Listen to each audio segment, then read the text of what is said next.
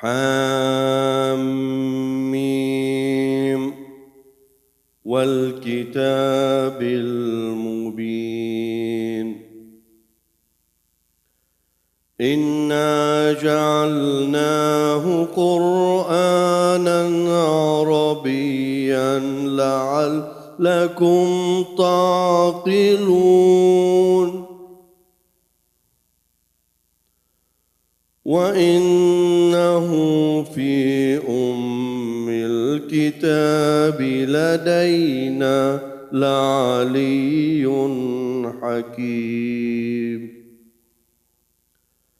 أفنضرب عنكم الذكر صفحا إن كنتم قوما مسرفين وكم أرسلنا من نبي في الأولين وما يأتيهم من نبي إلا كانوا به يستهزئون فأهلكنا أشد منهم بطشا ومضى مثل الأولين ولئن سألتهم من خلق السماوات والأرض ليقولن خلقهن العزيز العليم الذي جعل لكم الأرض مهادا وجعل لكم فيها سبلا لعلكم تهتدون والذي نزل من السماء ماء بقدر فأنشرنا به بلدة ميتا كذلك تخرجون والذي خلق الأزواج كلها وجعل لكم من الفلك والأنعام ما تركبون لتستووا على ظهوره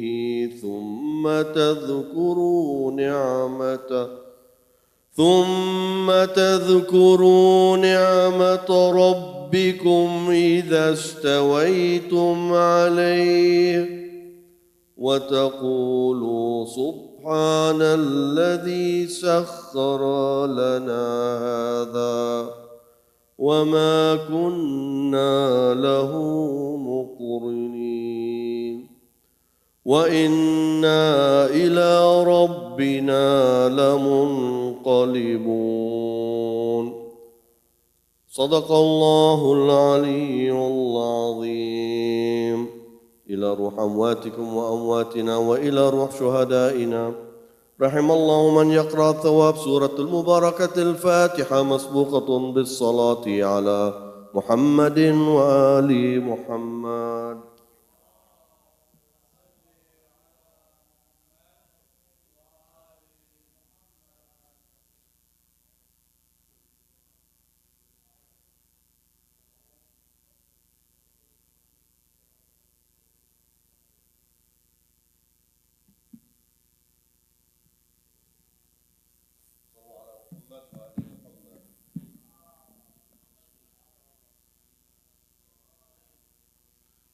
بار دیگر صلوات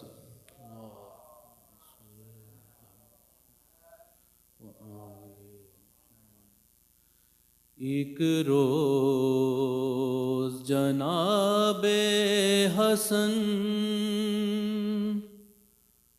اور حضرت شبیر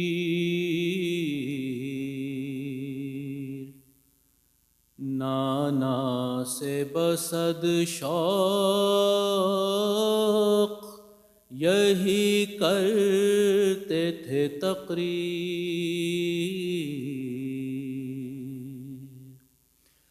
ہم دونوں اخی گرچہ ہیں قرآن کی تفسیر، پر آپ کو منظور بہت کس کی ہے توقیر۔ فرمایا کہ تم مانیے قرآن ہو دونوں،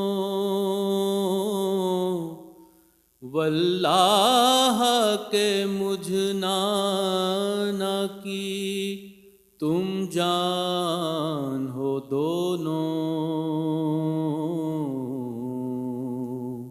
ایک روز جناب حسن صلوات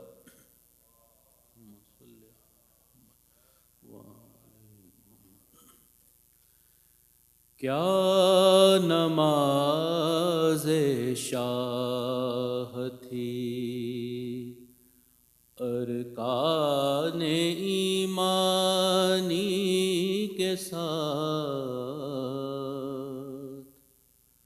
دل بھی جھک جاتا تھا ہر سجدے میں پیشانی کے ساتھ، کیا نماز شاہ تھی۔ اہل بیت پاک کی ہر سانس کو اے مدعی، اہل بیت پاک کی ہر سانس کو اے مدعی، ہاں ملا کر دیکھ لے آیات قرآنی کے ساتھ،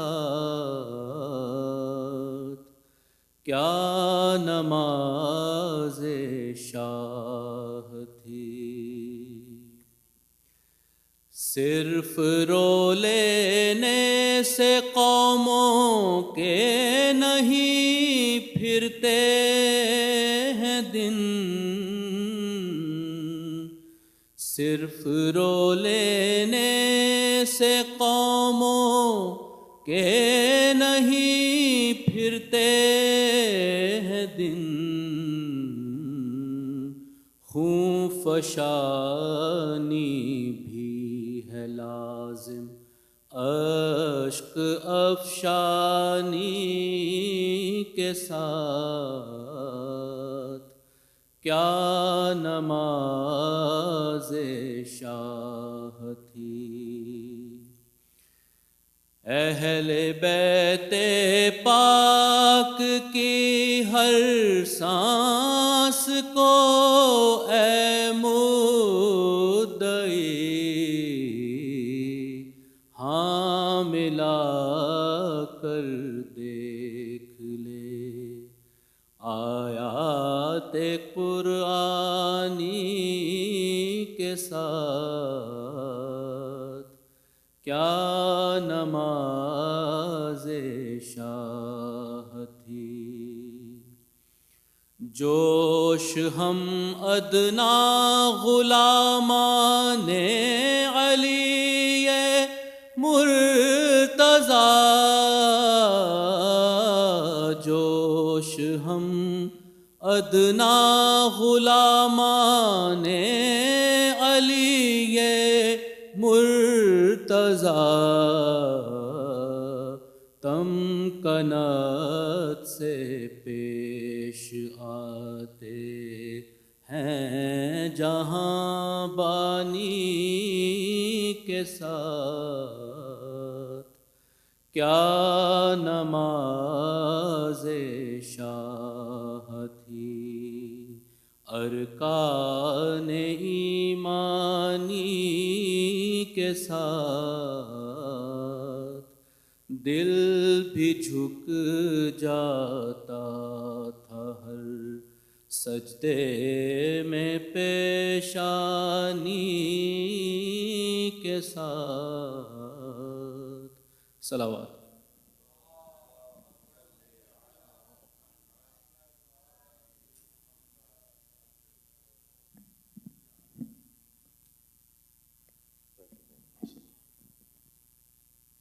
Dear brothers and sisters, Assalamu alaikum. عظم الله أجورنا وأجوركم بمصاب أبا عبد الله الحسين سلام الله عليه. اللهم صل على محمد وآل محمد وجعلنا من الطالبين بثأره مع إمام منصور من آل بيت محمد. اللهم صل على محمد وآل محمد. Dear brothers and sisters, subhanallah, we started Muharram, and like you see, we're coming to an end for us. But for Ahlul Bayt, now when the masa'ib and the tragedies had started, on your behalf of Alrasool Islamic Center, first we thank Hajj Hadi for accepting our invitation to come and recite these valuable lectures. May Allah subhanahu wa ta'ala bless him and increase his status by more and more for the school of Imam al-Hussein and for the school of Muhammad and Ali Muhammad. Sallu ala Muhammad wa ali. Allahumma salli ala Muhammad wa ali Muhammad. We thank the founders of this mosque, God bless his soul, Dr. Rida Dilawari, all the brothers, all the sisters, Haji Basim, may Allah subhanahu wa ta'ala increase his status, for contributing and helping to make these majalis and this center a success on the way and on the path of Muhammad and Ali Muhammad. We thank all the brothers and the sisters who has contributed in any means. And I ask Allah subhanahu wa ta'ala to make us among the servants of Imam al-Hussein, because it is a great honor to be min khuddam al-Imam al-Hussein, and at the day of judgment, these have a great status in the eyes of Imam Hussein salamullahi alayhi. Allahumma salli ala Muhammad wa ali Muhammad. With your permission, dear brothers and sisters, we ask Haji Hadi to come to the member with the loud salawat ala Muhammad wa ali Muhammad.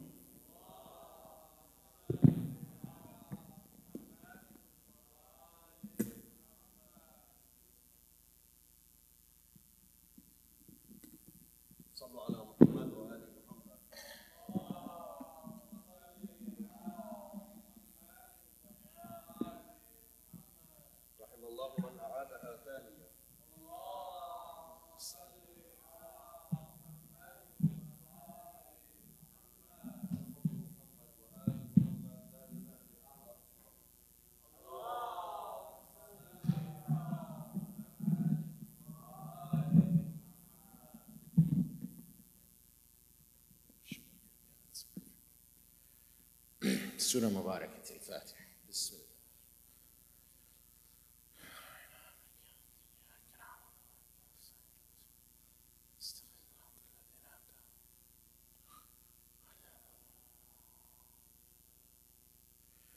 أعوذ بالله السميع العليم من الشيطان اللعين الرجيم. بسم الله الرحمن الرحيم. الحمد لله رب العالمين. الحمد لله الذي هدانا لهذا وما كنا لنهتدي لولا أن هدانا الله. والصلاة والسلام على خير خلق والنور أرش أفضل الأنبياء والمرسلين حبيبنا وسيدنا وسندنا وشفيعنا ومولانا أبي القاسم محمد.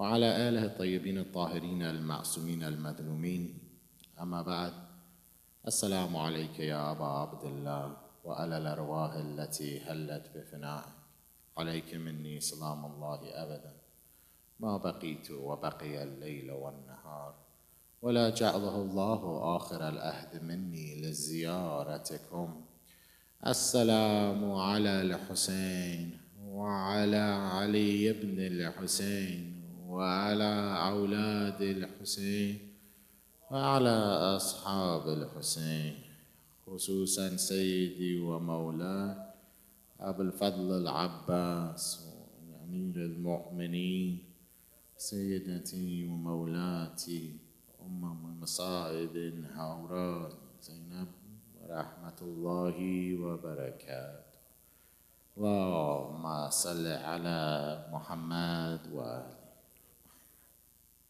Respected elders, brothers and sisters in Islam, Assalamu alaikum wa rahmatullahi wa barakatuh.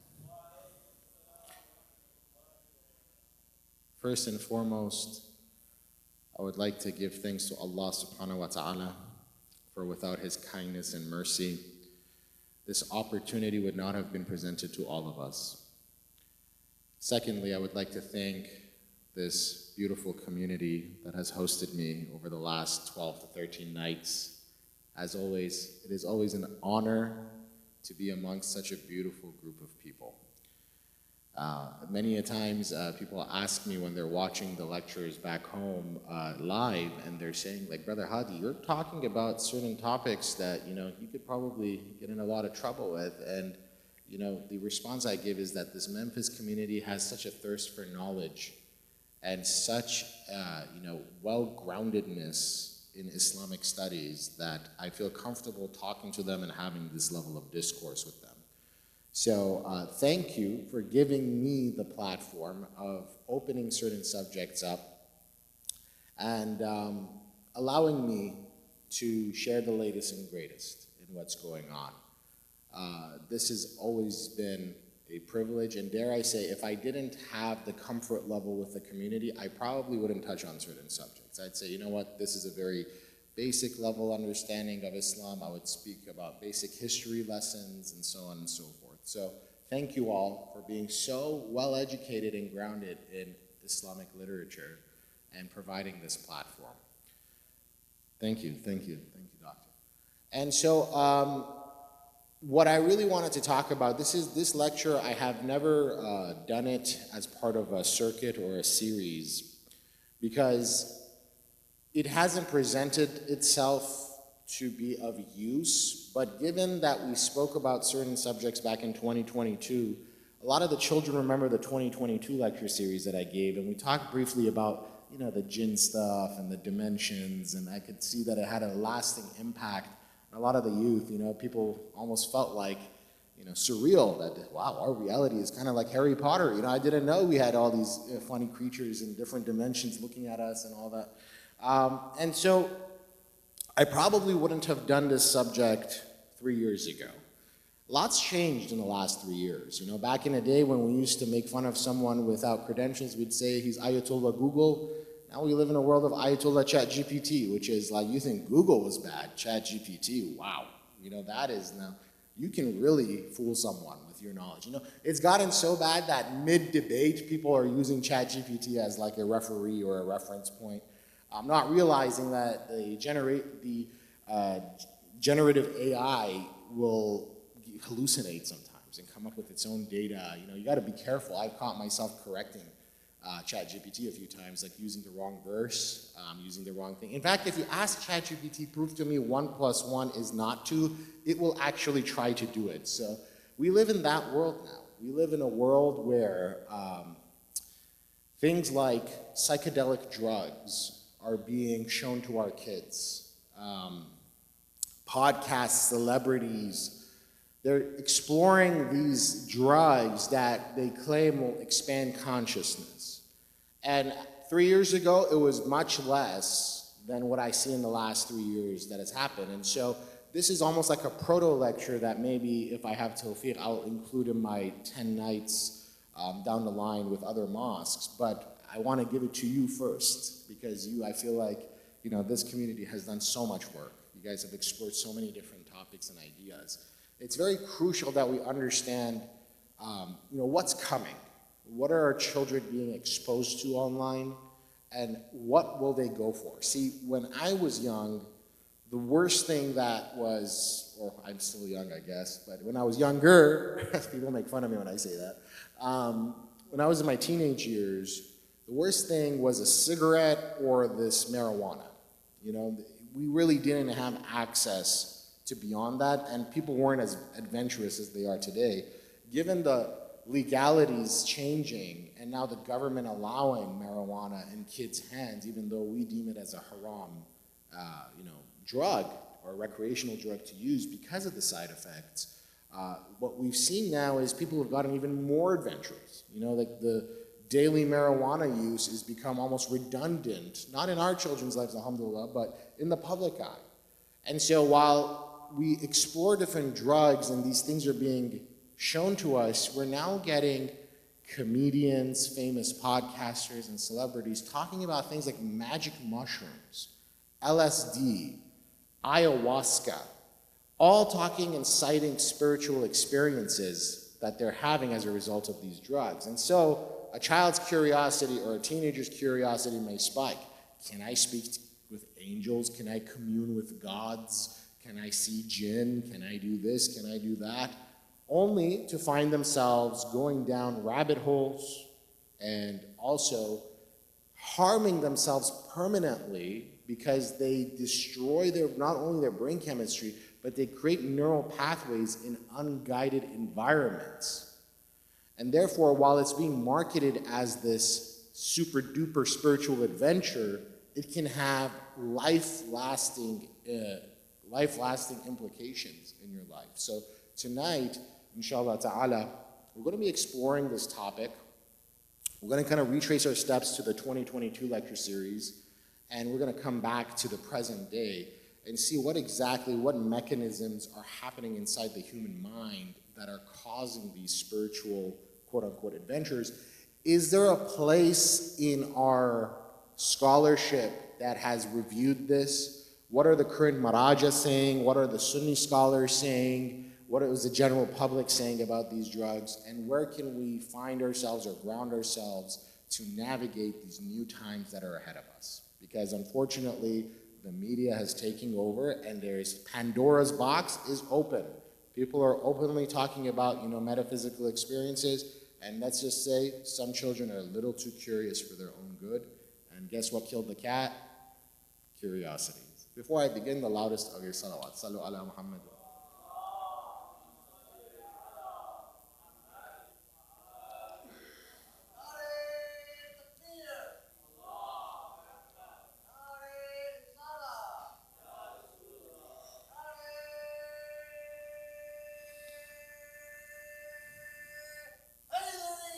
Ya Ali, thank you. Allahumma salli ala Muhammad wa Ali Muhammad. We're so lucky to have you, Hussein. I appreciate you every lecture. When I hear your voice, it gives me energy, wallah. Thank you, brother. In any case, the first thing we need to assess is current state of scholarship, all right?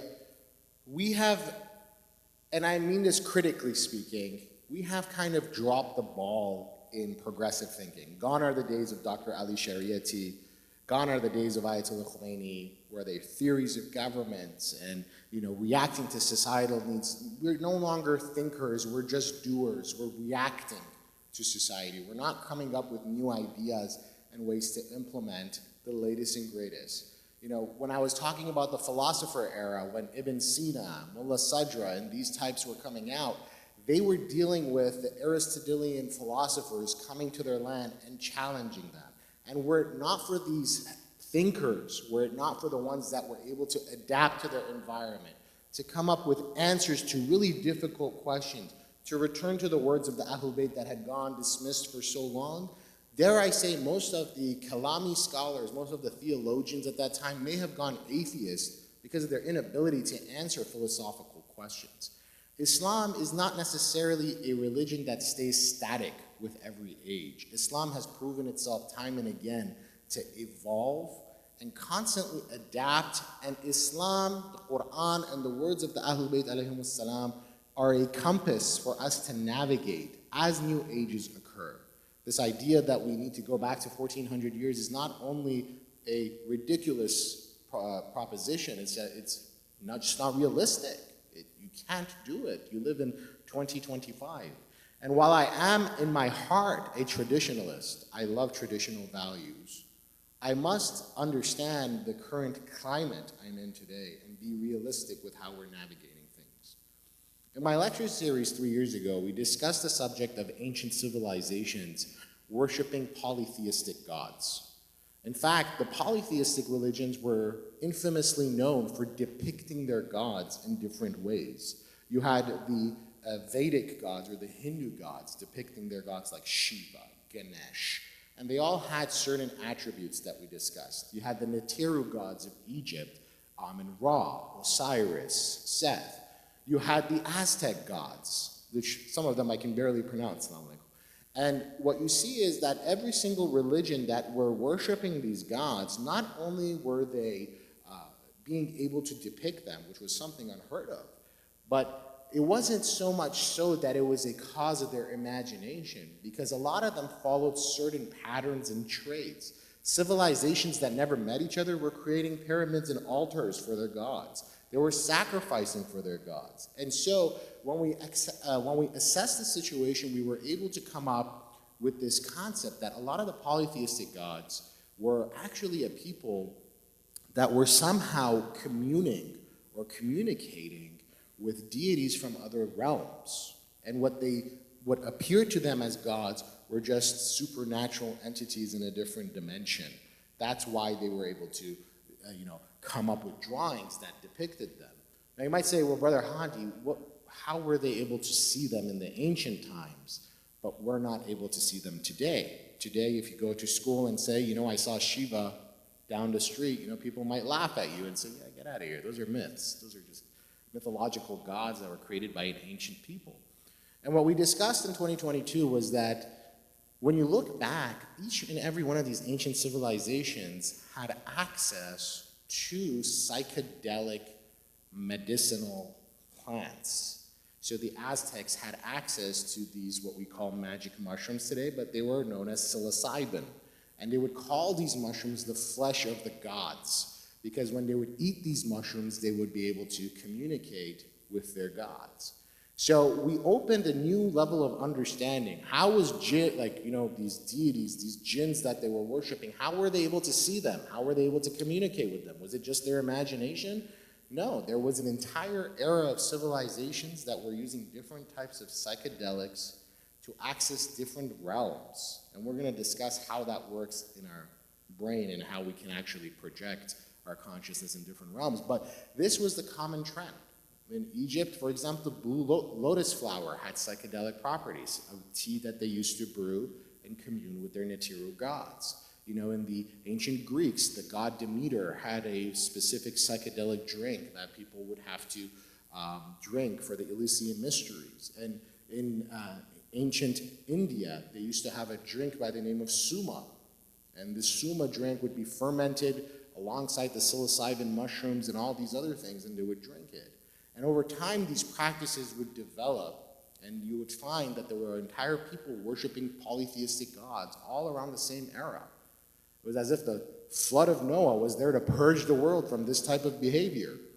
And what happens now is, when we refer to the Holy Quran in Surah Al-A'raf, Allah makes mention of those that worship other deities. He firstly asks, and it says, on that day, God asks the angels, were they worshiping you?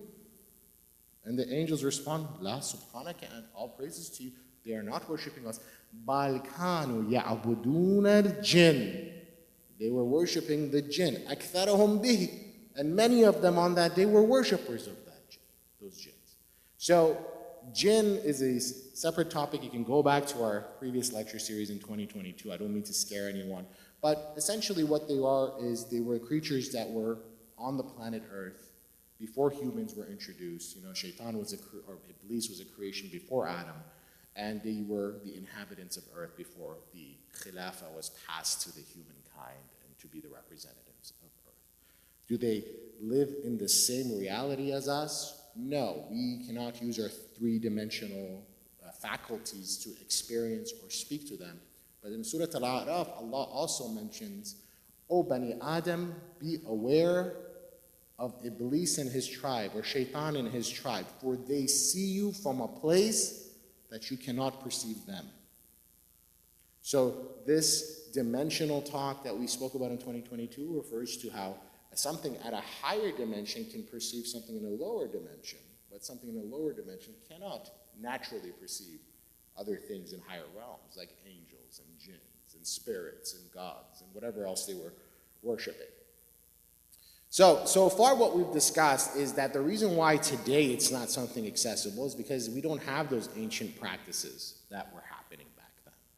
We don't necessarily in our food have psychedelic mushrooms that may cause us to hallucinate, as they say, and experience higher levels of reality. In fact, it's been pushed aside for so long that no longer is this a custom for us. Now you cue in the New Age beliefs and the New Age forms of medicine and how they're promoting, I had depression and then I did this, I was suicidal and then I did that, and people are all of a sudden becoming more interested in these, medicines or psychedelics. So this, by definition, psychedelic is something that is mind-shaping. That's what the definition of psychedelic. It shapes your mind. It messes around with your neural pathways. The latest and greatest studies have shown both positive and negative effects. And therefore, it's very difficult for us to categorize them in Islam because the concept of, intoxication has always been related to alcohol or something that puts you out of your right state of mind. And simply cannot be compared to the likes of alcohol at a surface level. Because the alcohol, what it does is when you consume it in your system, it begins to poison your bloodstream and eventually shuts off your brain until you finally blank out or you black out.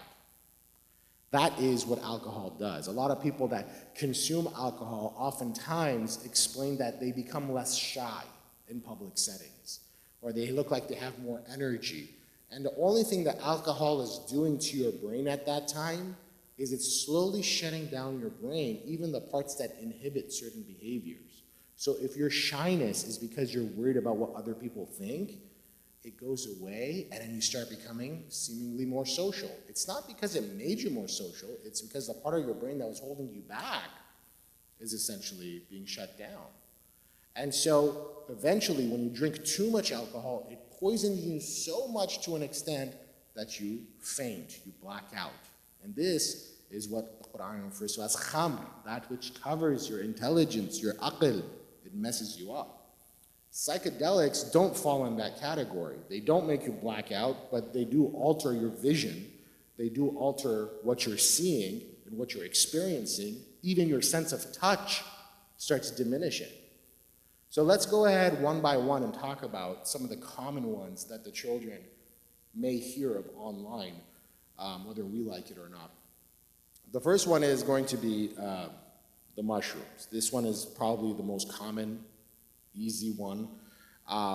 It's known as magic mushrooms, but the scientific term for it is psilocybin. When they consume it, it comes in different forms. It comes in gummies, it comes in chocolate, truffles, or it could just be raw mushrooms.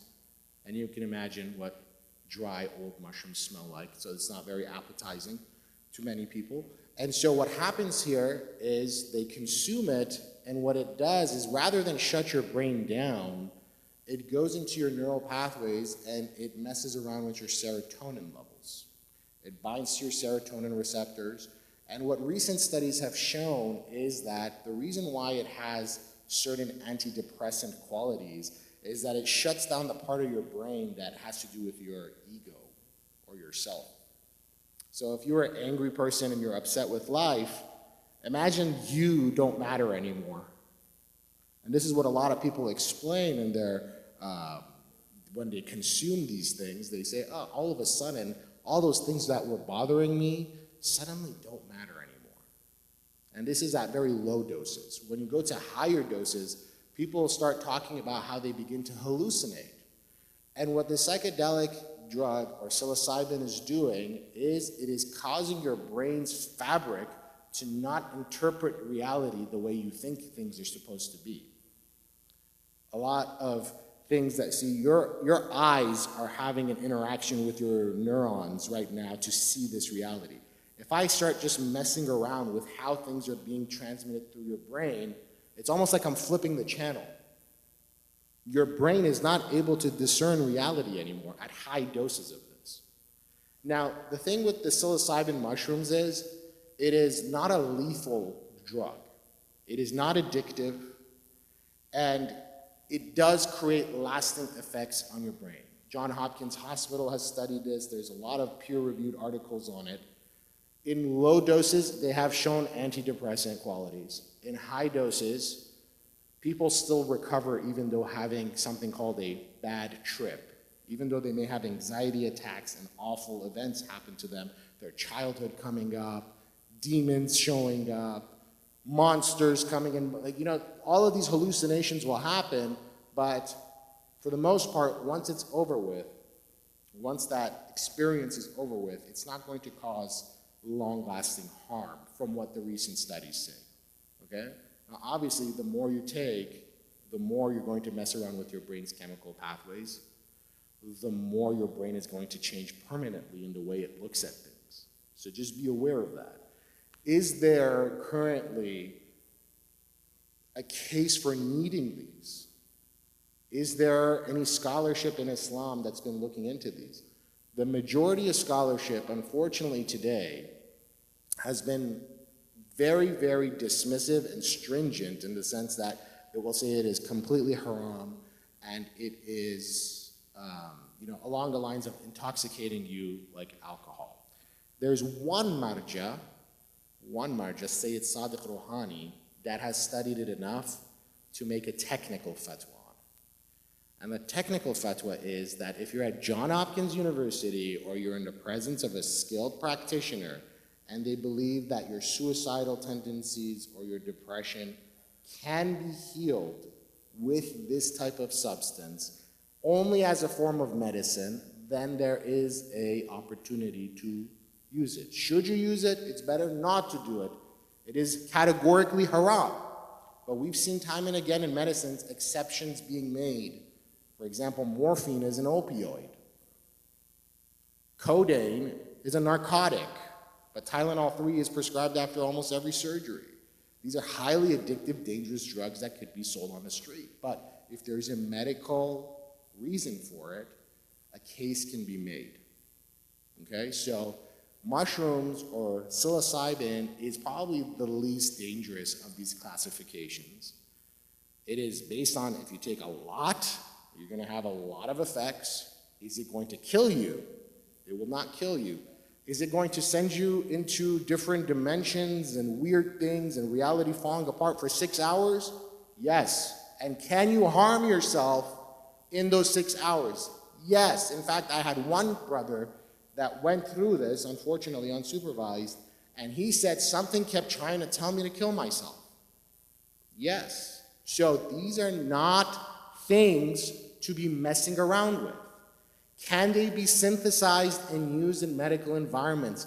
Yes, many things can. But this does not give you the green light to recreationally mess around with things that permanently change your brain structure, your neural pathways.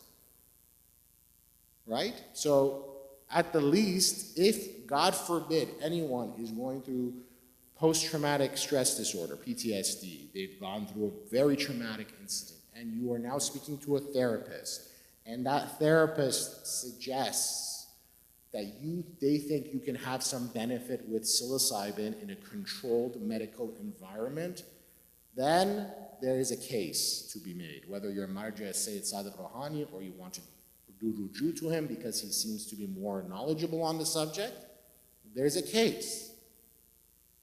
Any other circumstance, absolutely haram. I don't care what your friends tell you. I don't care how spiritually bliss and all of this, and you're going to see rainbows and unicorns. I don't care. If you open yourself up to this stuff, brothers and sisters, you can have long-lasting effects. You can lose control. You can have a diminished sense of self and think this life is a complete joke. And while you might think it's a joke, your family will look at you and say, what happened? Why did you become like this? And you will become a stress to your families, brothers and sisters. Now, another one that is common, and unfortunately, in 2017, I discovered that there were certain Hausa students.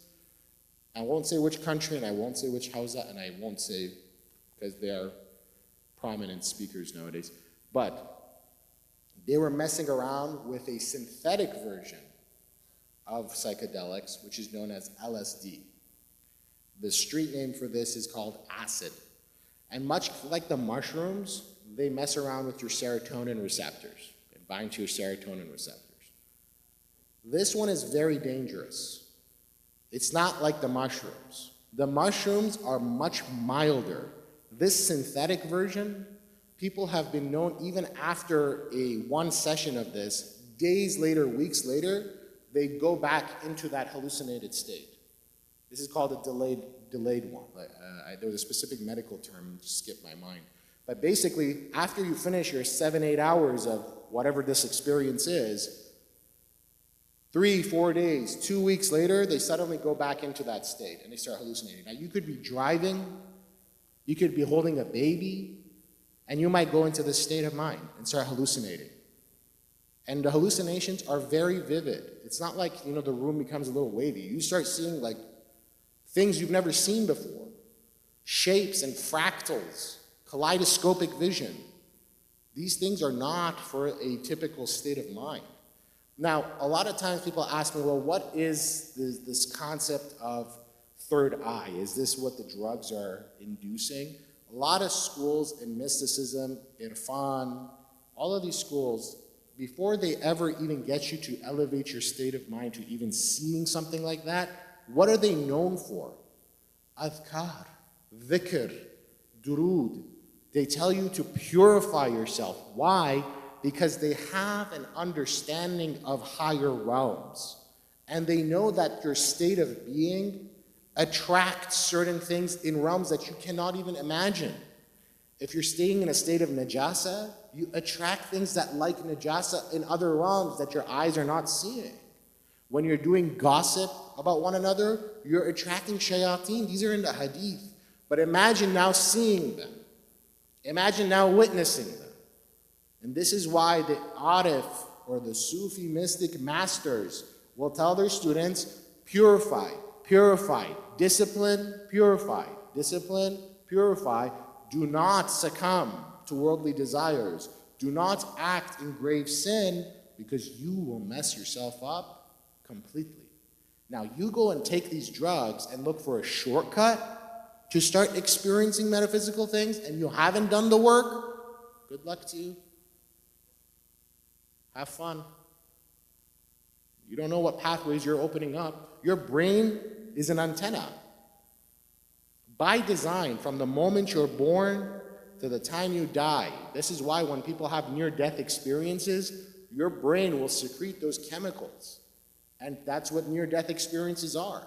Your consciousness is almost leaving this body and you're waking up to the real reality. But if you're alive and you're forcing your mind to go in different realities, you're only creating a duality in your nature. And this entirety of your life that you have here will diminish.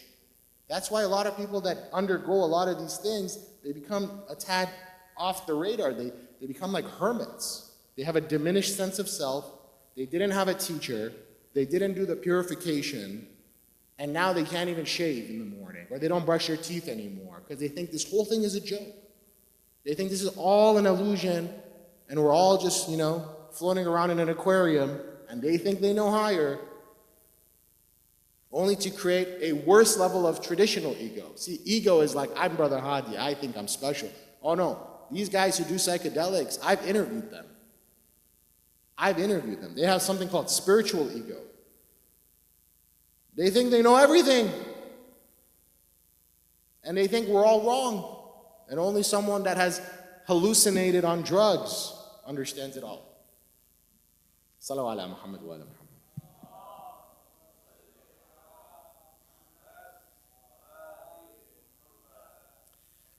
Now we're going to get into the harder substances. These ones are very, very, very powerful. And inshallah, we'll conclude. How much time do I have tonight, brother? I know as long as I want. Oh, thank you, Dr. Smooth. These ones are tougher. So these ones are now not just messing around with serotonin, your feel-good hormones. These ones are messing with a neurotransmitter by the name of dimethyltryptamine. You secrete this when you're first born and when you die. People who have taken synthetic DMT, dimethyltryptamine, people like Joe Rogan on his podcast, comedians, all of them, from my studies, talk about being catapulted into a different dimension. It means the sense of, like the sensation of being your body, in your body, disappears. You're no longer in your body. Your consciousness has blasted off. You look like a shell. When you close your eyes, you're in a different place. Some people say they have lives and make new partners and different creatures come to them. This is essentially experiencing death before you die. Okay? Now, in the native religions, in the Peruvian jungle and the Amazon, the one that is very known, and it's making a comeback today in the sense that people are going to retreats with a shaman. Could you believe shamans are still around? Yes, there are shamans. I'm talking to ones with the feathers, making sounds, like the hoo-ha-ha, all of that. There's shamans right now charging people $1,000 for a 3-day retreat to come and do this specific ritual, which has to do with ayahuasca. Okay? Ayahuasca is actually a sister plant to something we all use today in Islam. Can you guess? You ever heard of harmal? Esfand? It has the harmala alkaloids, same exact levels. So there is an essence of holiness. So esfand in English is actually wild Syrian rue, the thing we burn to protect ourselves from evil eye and all that. The hadith specifically talk about it. The Prophet says there isn't a single seed or kernel that an angel doesn't carry. Burning it purges the house of negative energy and so on and so forth. This specific plant, ayahuasca, is a vine that has the same alkaloids as harmal, but it's not the DMT itself. They mix another plant by the name of the chikurna leaf with the ayahuasca. Why? Because it delays how long your body holds onto that DMT neurotransmitter that you're feeding it. It prolongs the digestion. So people who usually take DMT last 15 to 20 minutes in it. If you mix it with ayahuasca, you're in there for 6 hours. You think this is crazy. I'm telling you, there are very rich people out there putting themselves in these states, trying to map out these other dimensions. The CIA has done studies on this. You think this is like some retreat for, bored people who want to overcome PTSD and stuff. No. This subject of consciousness transferring into different worlds has been a subject since the earliest time, even until today. The CIA in 2003 declassified documents of studies they were doing in the 1980s. You can search it up, the Gateway Experience. And what they realize is that you don't even have to induce yourself with drugs to catapult yourself into a different world or level of consciousness. They realize that putting one frequency in one ear and another frequency in the left ear at different frequencies, when they put it in, it causes your brain's left hemisphere and right hemisphere to sync. Okay? And when they do that, they're able to create a meditative state where the human being can do that astral projection, leave their body. They can do all kinds of fun things. I'll leave it to you to do the studies or just read the studies. In 2003, they're like, hey, we're doing this. People were too busy with their little Motorola camera phones that had just come out to care. But human consciousness has always been of the most incredible of God's creations. And do not be surprised that your consciousness today is at war with itself.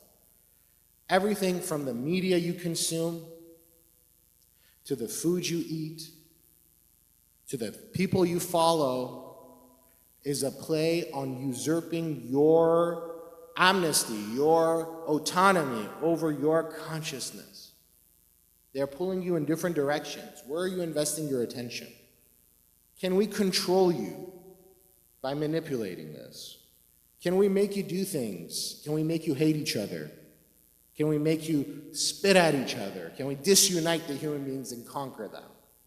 This is the constant state of human consciousness that it's in, it's subjected to. Every TikTok video you're looking at has an imprint on what kind of energy you are emitting from yourself. So do not be surprised that the CIA has studies on the gateway experience or MK Ultra, hypnosis through media, and all of these other things. So ayahuasca deals with that near-death experience. We took a tangent there. And then obviously the last thing is just the pure DMT itself. They noticed that a lot of the art in Islamic, the sacred geometry I was talking about yesterday, the people that undergo these psychedelic experiences seem like they're seeing the same kind of art embedded in the ancient Islamic culture. So what I'm saying is that those art forms may have been inspired by higher levels of consciousness, but there is a uniformity in what people are perceiving in other realms. It is not just hallucinations. It is not just what's in my mind. Plenty of times people have run into the same type of deity or same type of creature in those altered states. And therefore, it is of the utmost importance, brothers and sisters, that you exercise immense caution when it comes to this type of substance. I do not ever want to get a phone call from this day forward that one of my children or Brother Hadi, I think I've messed my brain up permanently. I can't even function anymore because I took this type of substance. These are not things that wear off within a few hours. These have life-lasting implications. Inshallah ta'ala, I won't take up any more of your precious time. This was a subject that, obviously needs to be talked about more, but sadly, we're stuck in this regurgitation of the same types of stories and historical events without evolving to what our times need. If I'm being very honest, I'm not very happy with our scholarly websites. They still look like they're from 2003. They still look like they haven't even tried to scratch the surface of what technology can offer. And do not be surprised in the next 5 years or less if an AI marja comes out. They can train that model and synthesize the best rulings based on not only the consensus of the latest maraja, the 27 or odd marajas we have, AI can be trained to even discern our hadith of Ahlul Bayt from our ancient texts and apply it. This is the world we live in. And rather than shake our heads and go like, what are we going to do about this? Move on. Let's talk about the latest and greatest. Let's keep up with the trends, see what's happening, and constantly adapt and evolve. Do not wait to react. Preemptively see where the direction of everything is going. This is what the importance of ijtihad is in our schools. That we use the Ahlul Bayt in their teachings and the Holy Quran, and we constantly evolve and use them as a compass for right and wrong. With that being said, thank you very much for the last 14 nights. Again, it's been my absolute pleasure. If there's any questions regarding this subject, please feel free to ask. I'll be at your service. Wa sallallahu ala Muhammadin wa alihi at-tahirin walhamdulillahi rabbil alamin. Ya Hussein.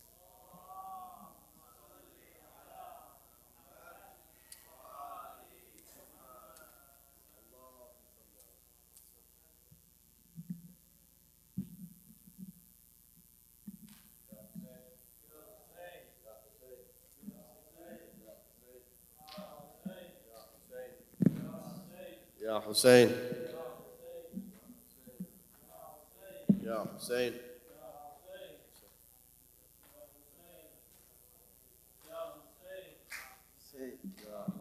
يا حسين يا حسين يا حسين يا حسين يا حسين لفرج مولاي وصاحب العصر والزمان صلوا على محمد وآل محمد اللهم صل على محمد وآل محمد ای ز صولت لا فتا الا علی در شأن تو ای ز صولت لا فتا الا علی در شأن تو میبرد شمر از سرت معجر فکیف تصبحون کودکانت را به واد غیر ذی سر است و جای کودکانت را به واد غیر ذی سر است و جای آل ما دور از وطن یا لیت قومی یعلمون آل ما دور از وطن یا لیت قومی یعلمون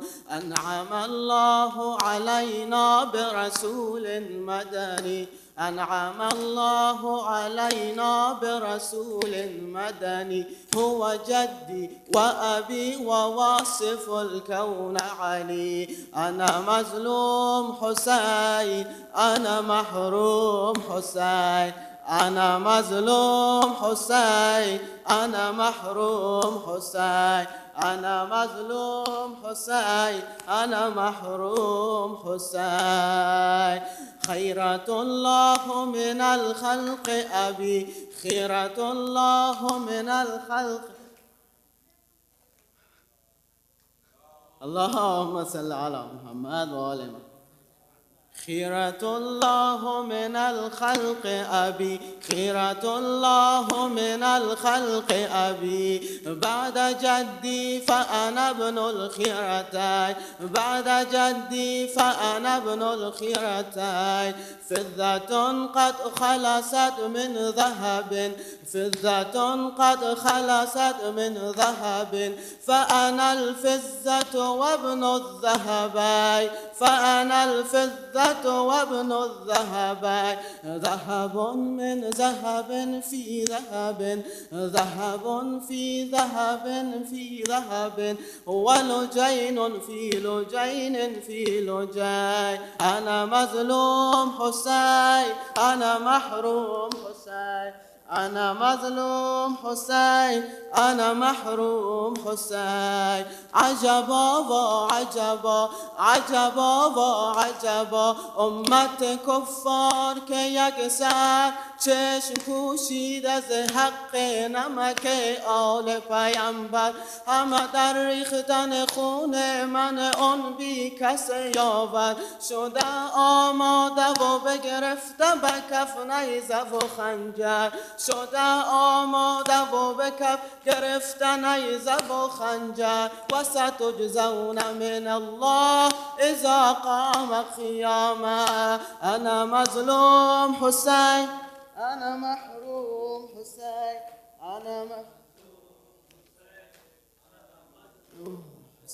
أنا مظلوم حسين أنا محروم حسين چیست تقصیر من ای قوم چیست تقصیر من ای قوم که امروز جهانی شده آماده به قتلم همه با تیغ و سنانی در شما نیست ز اسلام نه نامی و نشانی در شما نیست ز اسلام نه نامی و نشانی انا عطشان و قد احرق نطقی و لسانی انا غمعان و قد احرق قلبي وفؤادي أنا مظلوم حسين أنا محروم حسين أنا مظلوم حسين أنا حسين لما يا قوم تريدون ببغي وفصال لما يا قوم تريدون ببغي وفصال لما تسعون بقتلي بلجاج وعنا ليس والله سوانا خلف بعد النبي فرض الله على طاعتنا كل عباد فرض الله على طاعتنا كل عباد أنا مظلوم أنا مظلوم حسين أنا مظلوم حسين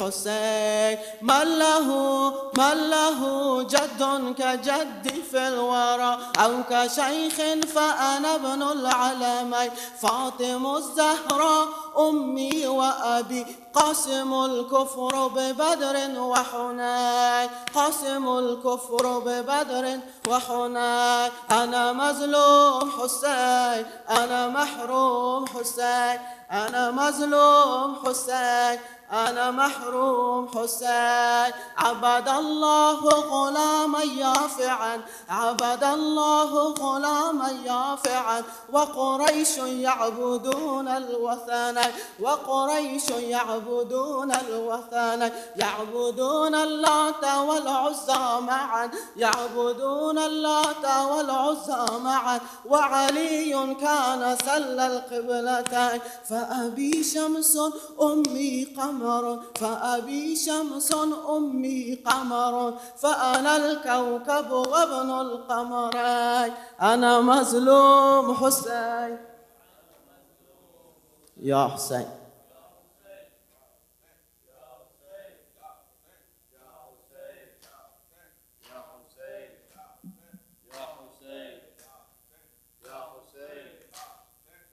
حسين حسين حسين حسين الغريب الغريب الحسين حسين الشهيد الشهيد الحسين حسين الغريب الغريب الحسين حسين الشهيد الشهيد الحسين حسين الغريب الغريب الحسين حسين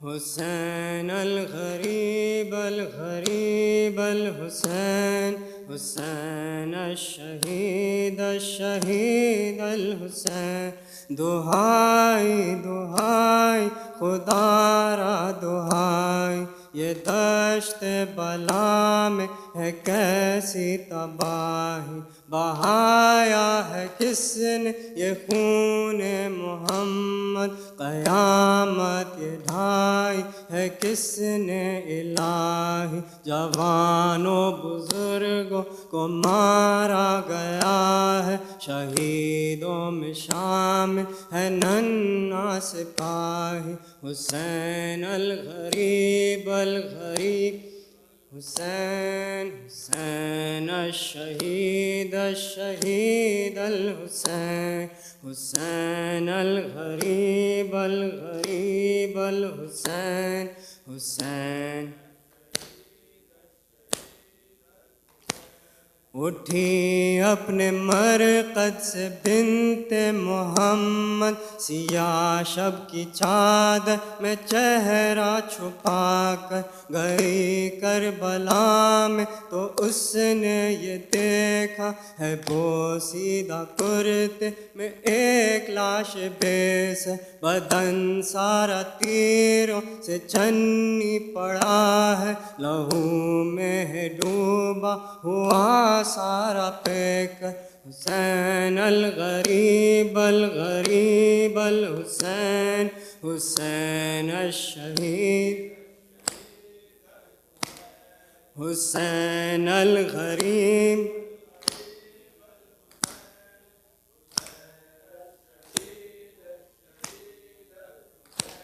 ادھر درد و غم کی ستائی تھی زینب، جو وحشت کے جنگل میں حیدر بنی تھی، کبھی خاک اڑاتی کبھی اشک پیتی، جو کنبے کے پہر پہ تنہا کھڑی تھی، سکینہ کے ساقہ کو آواز دے کر غم شاہدی میں بکا کر رہی ہے، حسین الغریب الغریب حسین الشہید الشہید الحسین حسین الغریب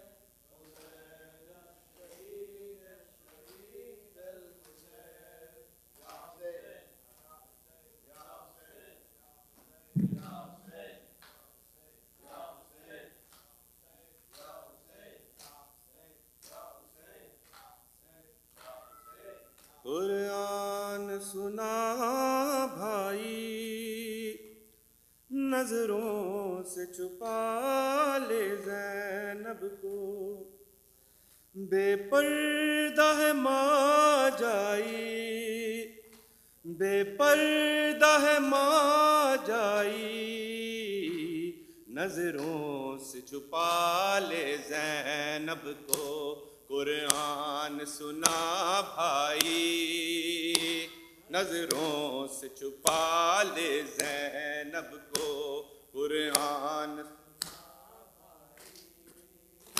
نظروں سے چھپا لے زینب کو، میں وار سے زہرا ہوں اور میرا کھلا سر ہے، تھی سر پہ کبھی میرے اب نیزوں کی چادر ہے، امت ہے تماشائی، امت ہے تماشائی، نظروں سے چھپا لے زینب کو، قرآن سنا بھائی، نظروں سے چھپا لے زینب کو، قرآن نظروں زینب کو، پہنے ہوئے زنجیریں چوتھی امامت ہے، سجاد پہ راستے کا ہر لمحہ قیامت ہے، اب ساتھ ہے تنہائی، اب ساتھ ہے تنہائی، نظروں سے چھپا لے، قرآن سنا بھائی، نظروں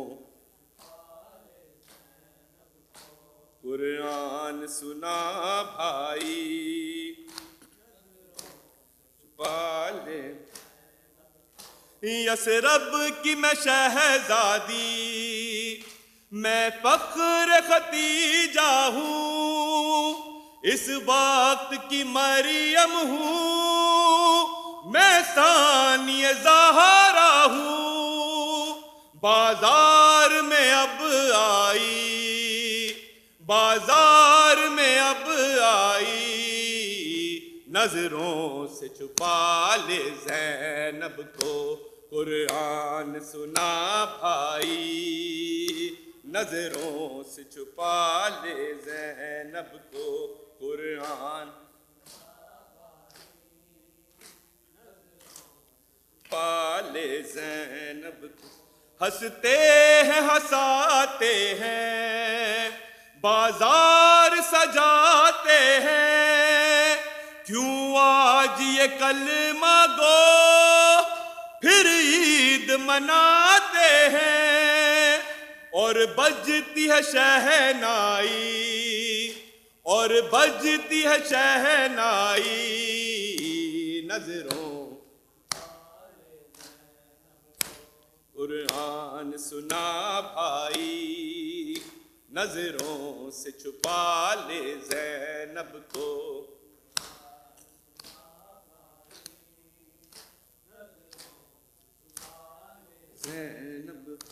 दोहराया गया फिर से आशूर का हर मंजर, हर शाम के बासी ने बरसा ही दिए पत्थर। ज़ैनब की सदाई, ज़ैनब की सदाई, नजरों से छुपा ले ज़ैनब को कुरान सुना भाई। नजरों से छुपा ले ज़ैनब को कुरान सुना भाई। नजरों से छुपा ले ज़ैनब को।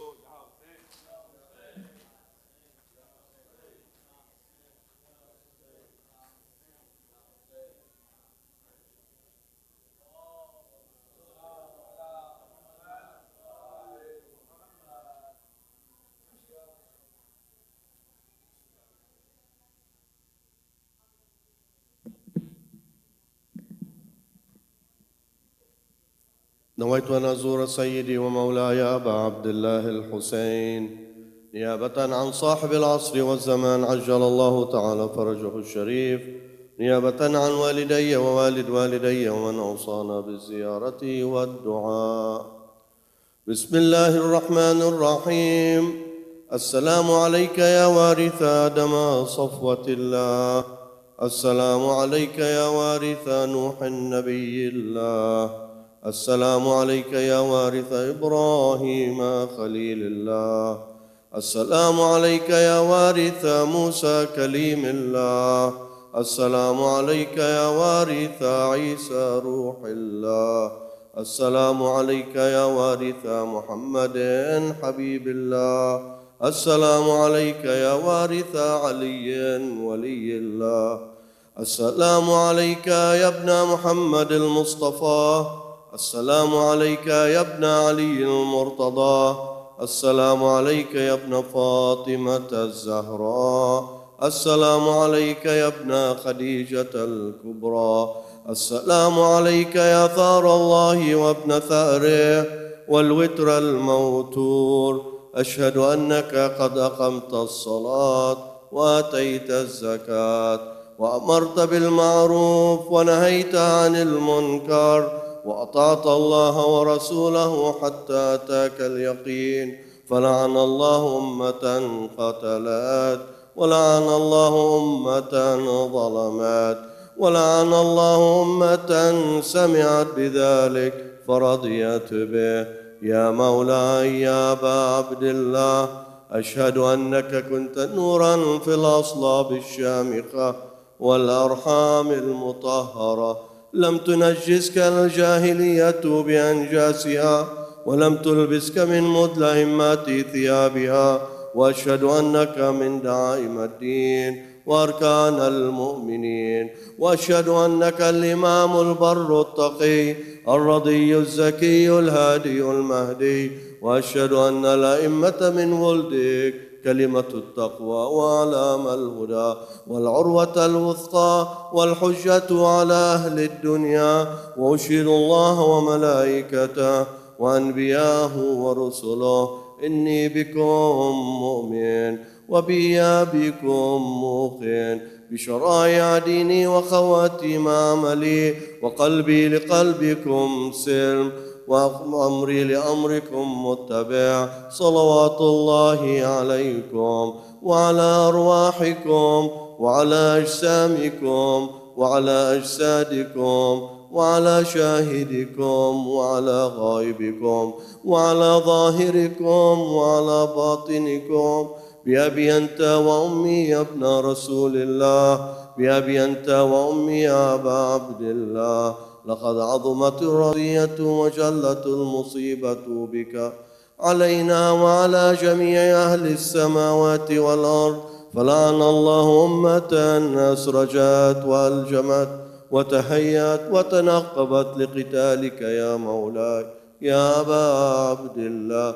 قصدت زيارتك وتوجهت إلى مشهدك من بعيد، فأسأل الله بالشأن الذي لك عنده وبالمحل الذي لك لديه أن يصلي على محمد وآل محمد وأن يجعلنا معكم في الدنيا والآخرة.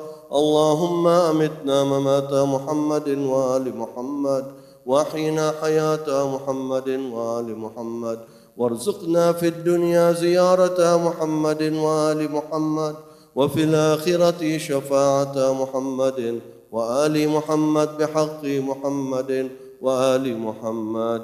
السلام عليك يا أبا عبد الله الحسين ورحمة الله وبركاته. السلام عليك وعلى الأرواح التي حلت بفنائك وأناخت برحلك. عليك مني سلام الله أبدا ما بقيت وبقي الليل والنهار، ولا جعله الله آخر العهد مني لزيارتكم سويا. السلام على الحسين وعلى علي بن الحسين وعلى أولاد الحسين وعلى أصحاب الحسين، خصوصا سيدي ومولاي أبا الفضل العباس ابن أمير المؤمنين، وسيدتي ومولاتي أم المصائب الحوراء زينب ورحمة الله وبركاته.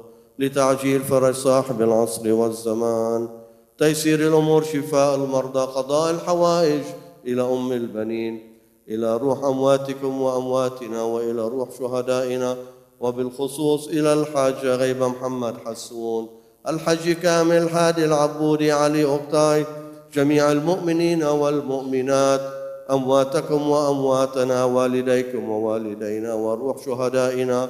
رحم الله من يقرأ ثواب سورة المباركة الفاتحة مسبوقة بالصلاة على محمد وآله.